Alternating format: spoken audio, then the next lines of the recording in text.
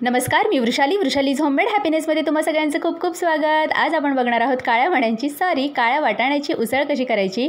काळे वाटाणे काजू अतिशय चवदार चमचमीत उसळ होते। ही रेसिपी माझ्या फूड ग्रुपची नम्रता ताई हिची आहे। त्यासाठी इथे मी काळे वाटाणे, काजू पाकळी, ओलं खोबरं, धणे, अजूनही बराच मसाला आहे तो मी तुम्हाला पुढे दाखवीनच।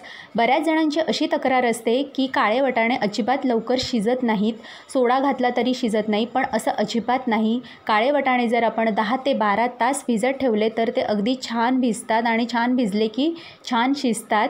त्यामुळे सगळ्यात आधी इथे काळे वाटाणे 2 ते 3 पाण्याने स्वच्छ धुवून घ्यायचे। 2 ते 3 पाण्याने धुतल्यानंतर भरपूर पाणी घालून ते 12 तासांसाठी भिजत ठेवायचे आहे। 12 तासांपेक्षा कमी आपल्याला भिजवायचे नाही, जास्त भिजवले तर चालतील। 12 तासानंतर तुम्ही बघू शकता वाटाणा सहज बोटानेही तुटला जातोय, म्हणजे तो छान भिजलाय।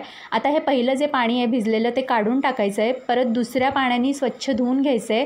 धुतल्यानंतर कुकरमध्ये शिजायला ठेवायचे। शिजायला ठेवताना ह्यामध्ये 3 ते 4 वाट्या पाणी मी घालणार आहे। 1 वाटी माझा काळा वाटाणा आहे तर 4 वाटी पाणी पुरेसं होतं। त्यातच चवीप्रमाणे थोडंसं मीठ, काजू पाकळी ह्यातच घालणार आहे शिजायला। थोडंसं तेल ह्यासाठी की उतू जाऊ नये म्हणून। कुठलाही पदार्थ डायरेक्ट कुकरमध्ये लावला शिजायला, डाळी वगैरे कडधान्य, की थोडं तेल घालायचं म्हणजे उतू जात नाही। बाकी मसाल्यासाठी खोबरं, कांदा, आलं, लसूण, कढीपत्ता, धणे, जिरे, जायपत्री, काळी मिरी, लवंग, मोठी वेलची, तमालपत्र, खसखस, अजूनही काही खडे मसाले तुम्हाला घ्यायचे असेल तर घेऊ शकता।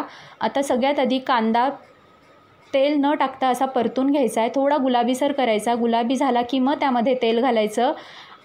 तेल घातल्यानंतर खोबरं, सगळे खडे मसाले मी जास्ती घेतले नाहीत कारण मी गरम मसालाही यामध्ये घालणार आहे, गोडा मसालाही घालणार आहे। त्यामुळे तुम्ही आवडीप्रमाणे खडे मसाले कुठले घ्यायचे ते ठरवू शकता। वाटाणे आपले शिजत आहेत तोपर्यंत आपण वाटण करून घेऊया। वाटणातच मी इथे कढीपत्ता, कोथिंबीर सगळं घालणार आहे। कढीपत्ता कोथिंबीरीचं प्रमाण थोडंसं जास्ती आहे, खूप आवडतं त्यामुळे, आणि त्याचा स्वादही छान येतो। 8 शिट्ट्या केल्यानंतर इतके छान मऊसूत असे काळे वाटाणे शिजले आहेत। खूप आनंद होतो इतके छान वाटाणे शिजले की। कढईत तेल गरम करायला ठेवायचं। तेल चांगलं तापलं आहे, लगेच जिरे, तमालपत्र, हिंग, हळद, गरम मसाला, गोडा मसाला, लाल तिखट, वाटण सगळं तेल सुटेपर्यंत परतत राहायचं आहे। हाय फ्लेम असेल तर कंटिन्यू परतत राहायचं आहे, अजिबात ते करपू द्यायचं नाही आहे। करपलेला मसाला अजिबात छान लागत नाही, त्यामुळे ते करपू द्यायचं नाही। शिजलेले वाटाणे, काजू, चिंचेचा कोळ, थोडासा गूळ, थोडे वाटाणे मी त्यातले काढून घेतलेत आणि काजूही काढून घेतले होते थोडे सजावटीसाठी। वाटून ह्यासाठी की छान अशी दाटसर आपली ग्रेव्ही तयार होते। तुम्ही बघा इथे क्रीमी टेक्स्चर येतं त्याला। बारीक चिरलेली कोथिंबीर घालायची खळखळून उकळलं की। आता एका सर्विंग बोलमध्ये आपण हे सर्व करायचं। अतिशय छान सुगंध येतो आहे काळे वाटाणे आणि काजूच्या उसळीचा। तुम्ही नक्की ह्या पद्धतीने एकदा तरी ही उसळ करून बघा, खाऊन बघा। रेसिपी कशी वाटली मला सांगायला अजिबात विसरू नका।